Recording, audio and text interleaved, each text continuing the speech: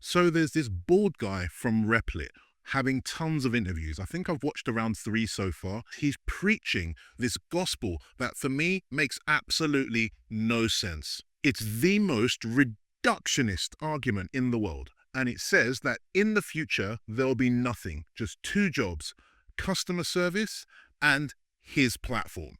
Surprise, surprise. He basically is saying over and over again ad nauseum that there'll be one person talking to customers and there'll be another person talking to AI. Everything in between, poof, gone. Like Thanos clicking his fingers and getting rid of all the middle management, all the IQ jobs in the middle, all gonna be replaced. And I'm sitting there thinking, bro, are you serious? This is so shameless and transparent.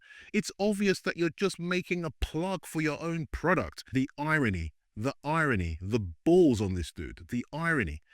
The funny thing is, his business is actually the business that's about to be cut out the middle. It's absolutely hilarious. I'm talking Replit, Bolt, V0, Lovable. These guys are shitting their pants because you know why?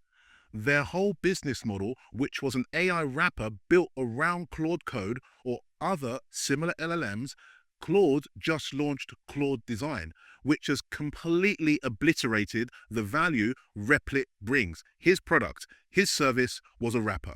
And the people who he wrapped it around have now come on top and trod on him. He's the middle guy getting replaced now. Let's grant him this future that he's advocating so much.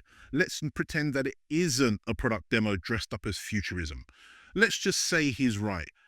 Are you honestly saying the sum of all the economic value in the world is customer service and whatever your product does, and everything in between is completely redundant? Here's what people on the cutting edge of AI actually say.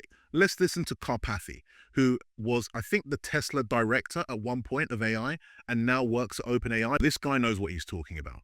And he basically summarizes it like this. Your AI app that does all your coding is basically a sloppy, crappy developer, but everyone puts up with him because he moves fast. He needs a lot of adult supervision. You can't leave him to do his own thing, but he has his benefits. Is this the guy who's going to replace everyone's jobs?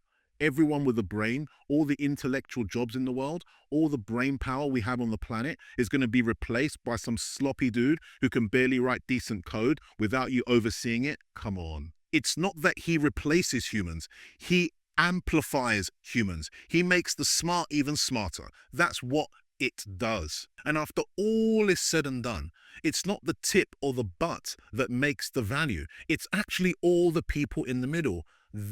What they do is actually what brings enterprise value. I've been in sales a long time, and you know what they say? It's always the middleman who gets fucked from both ends. And that's exactly what's happening here. The SaaS apocalypse is real. SaaS stocks are getting absolutely battered right now. Absolutely battered. I mean, some of them are trading at like 2 or 3x free cash flow.